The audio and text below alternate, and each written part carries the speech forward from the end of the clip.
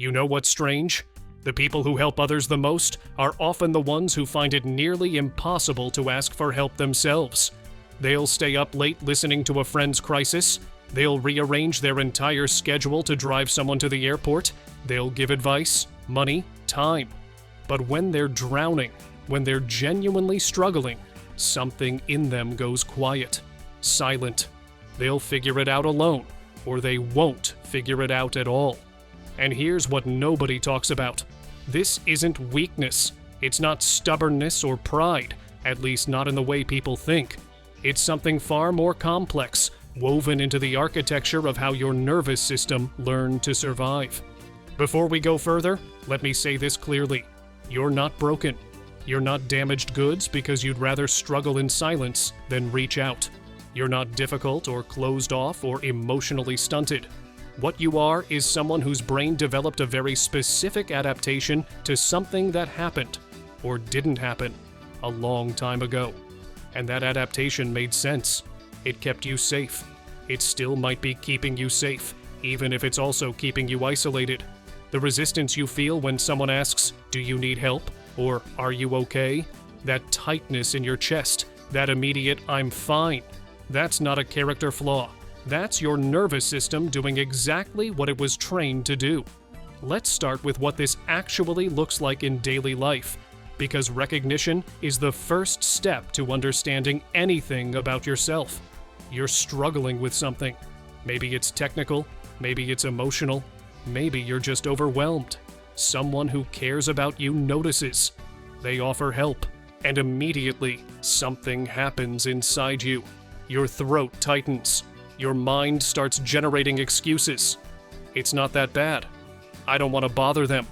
They have their own problems. I can handle this. You smile, you deflect, you minimize. You say you're fine even when you're very clearly not fine. Or maybe you've learned to be more sophisticated about it. You accept help, but only the kind that doesn't really cost you anything. Surface level help. Someone can help you move a couch, but not help you process why you're moving in the first place. Someone can give you advice about your resume, but you'd never let them see how scared you are about your career.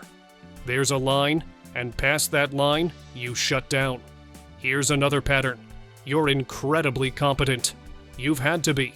People around you probably see you as independent, capable, the person who has their life together. And you do, mostly. But the cost of that competence is invisible.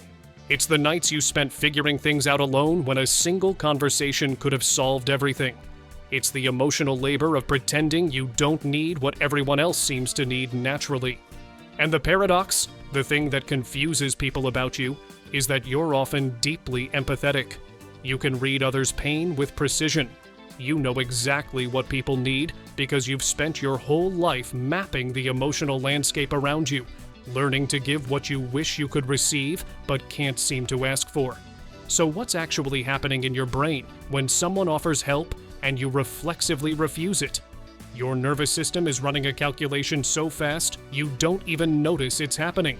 When someone extends an offer of support, your brain has to assess, is this safe?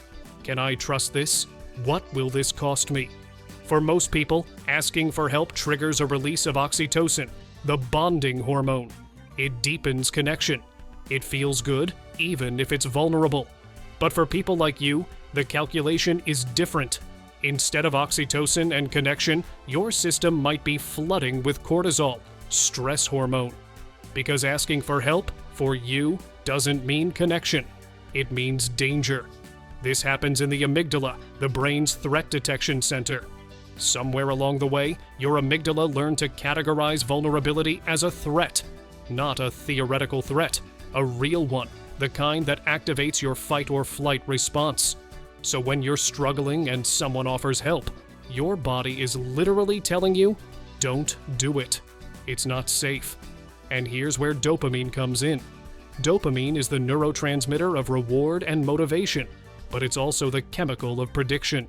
Your brain is constantly predicting outcomes and adjusting behavior based on what worked before. If, in your past, asking for help led to disappointment, shame, or abandonment, your dopamine system learned that pattern. It stopped rewarding the behavior of reaching out. Instead, it started rewarding self-reliance. Every time you solve a problem alone, you get a hit of dopamine. Your brain says, "Good. This is how we survive. Do this again." Over time, this becomes so ingrained that solving things independently doesn't just feel good. It feels like the only option. The neural pathway for asking for help? It atrophied. It's still there, but it's overgrown, unused, hard to access. The childhood blueprint. Most of this was decided before you were old enough to have words for it. Attachment theory tells us that children are born needing connection. They're biologically wired to reach for caregivers when they're in distress. It's a survival mechanism. Cry when you're hungry. Reach when you're scared. This is how mammals stay alive. But not all children get the same response when they reach out. Maybe your caregivers were physically present, but emotionally unavailable. You cried and they didn't come. Or they came but seemed annoyed, burdened. Maybe they were dealing with their own trauma, their own overwhelm, and they just didn't have the capacity to meet your needs consistently. The message your nervous system received wasn't, "You're safe," or "I'm here." It was something closer to, "You're on your own. Figure it out." Or maybe it was more subtle. Maybe your parents were loving, but they valued independence above all else. "You're such a big kid now. You can do it yourself." Pride in self-sufficiency. Discomfort with neediness. The subtle communication that needing help was something to outgrow, not something to embrace. Or maybe you had to grow up too fast. Maybe there was chaos, addiction, mental illness, poverty, instability, and you became the competent one. The one who took care of others. The one who couldn't afford to fall apart, because if you did, everything would collapse. You learned that your role was to be strong, not to need. Here's what happens in these scenarios. Your brain adapts. It's brilliant at adaptation. If reaching out doesn't work, if vulnerability leads to pain or emptiness, your system learns a different strategy. It learns, don't ask, don't need, don't show weakness, survive alone. This becomes your attachment style, what psychologists call dismissive avoidant attachment. It's not that you don't want connection. It's that you learned connection is unreliable, and the safer bet is to rely on yourself. But here's where it gets interesting. Humans evolved to be interdependent. We survived as a species not because we were the strongest or fastest, but because we cooperated. We shared resources, we protected each other, we raised children collectively. Our brains are literally designed for social bonding. We have more mirror neurons than almost any other species, allowing us to feel what others feel. So if we're wired for connection, why do some of us resist it so intensely? The answer is that evolution doesn't just select for one strategy, it selects for flexibility. In a stable, trustworthy environment, interdependence is optimal. But in an unstable or threatening environment, self-reliance becomes adaptive. If your tribe is unreliable, if resources are scarce, if showing weakness gets you hurt, then independence isn't just a preference, it's survival. Your brain isn't broken for choosing self-reliance. It's doing exactly what evolution designed it to do: adapt to the environment it finds itself in. The problem is that your nervous system is still operating from an old environment, the one you grew up in, the one that taught you that help was dangerous or unavailable. Even if your current environment is different, even if you're surrounded by people who genuinely want to support you, your system is still running the old software. Let's talk about what this actually feels like from the inside, because the emotional experience of not being able to ask for help is layered and contradictory. On the surface, there's often shame. You watch other people ask for help easily, naturally, and you think something is wrong with you. Why can't I just be normal about this? Why does it have to be so hard? Underneath the shame is fear. Not abstract fear, specific fear. Fear that if you ask and they say no, it will confirm what you secretly believe. That you're too much, that your needs are burdensome, that you're fundamentally unworthy of care. It's safer not to ask at all than to risk that confirmation. And underneath the fear is something even deeper. A kind of grief, because part of you knows what you're missing. You see people who can be vulnerable with each other, who can say, "I'm struggling," and receive comfort, and some part of you aches for that. But the ache is buried under so many layers of protection that it's barely accessible. There's also anger sometimes. Anger at people who offer help because it feels patronizing, or because you don't trust it, or because accepting it would mean admitting you're not as self-sufficient as you need to believe you are. Anger at yourself for needing anything at all. And then, this is the paradox, there's a strange kind of peace in self-reliance, a quiet competence. You know you can count on yourself. You've proven it over and over. There's a deep satisfaction in solving your own problems, in not owing anyone anything, in not being vulnerable to disappointment.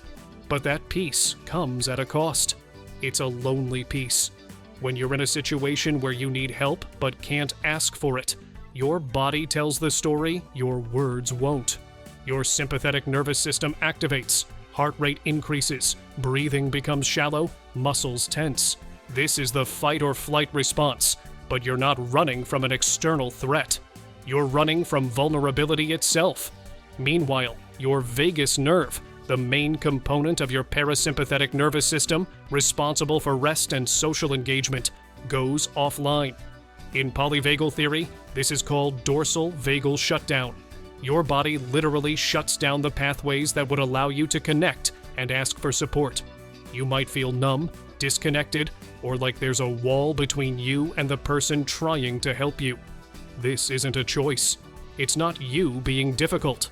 It's your nervous system doing what it was conditioned to do, protect you from the threat it perceives in vulnerability. The challenge is that your nervous system can't tell the difference between past and present. It doesn't know that the person offering help now is safe, that the context is different. It only knows, last time we did this, it hurt. Don't do it again. Here's what people don't see: the exhaustion. You're carrying things alone that were meant to be shared. Problems that could be solved with a conversation take you days or weeks to work through on your own. Emotional pain that could be eased by connection sits inside you, unprocessed, because you don't know how to let anyone in. You become very good at functioning while hurting. You develop this incredible capacity to compartmentalize, to keep moving even when you're falling apart internally. People think you're fine because you look fine, because you've learned to perform competence even when you're barely holding it together. And the most insidious part is that your competence reinforces the pattern. Every time you figure something out alone, it confirms. See? You don't need help. You're better off this way. The neural pathway strengthens. The isolation deepens. But here's what your brain isn't calculating: the opportunity cost. The relationships that could have deepened if you'd let people in. The solutions you could have found faster. The suffering you could have shared instead of enduring alone.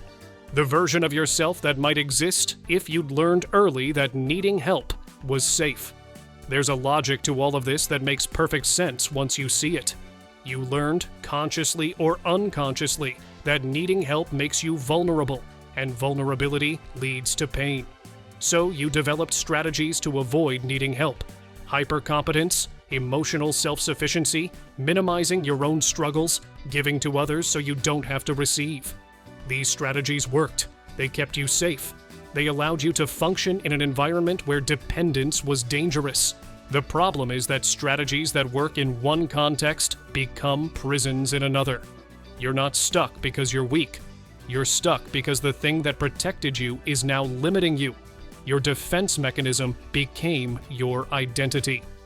"I don't need help" stopped being a survival strategy and became a belief about who you are. I'm not going to tell you that you need to start asking for help tomorrow, or that vulnerability is always good, or that you should trust everyone. That's not how this works.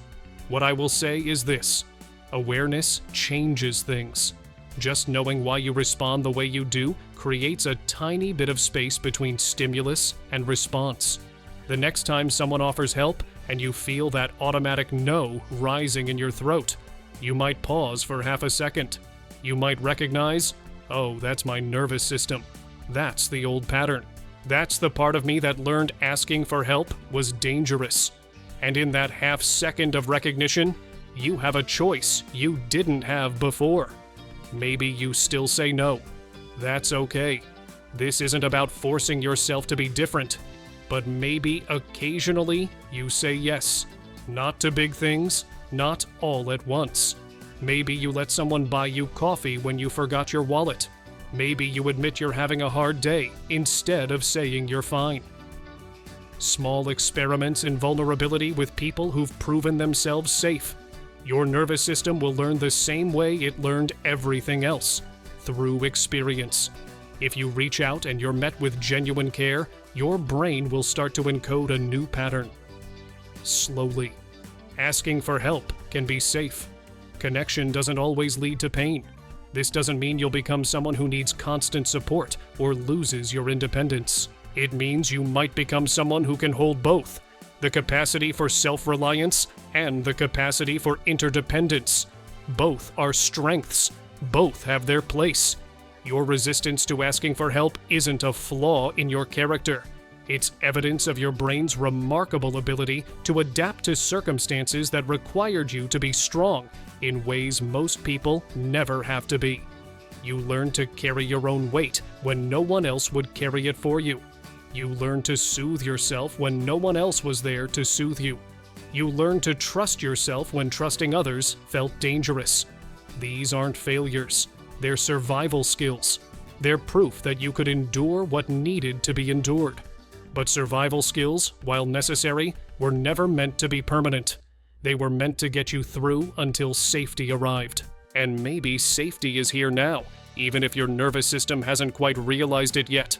The people who don't like to ask for help are often the ones who understand help most deeply, because they know what it means to not have it.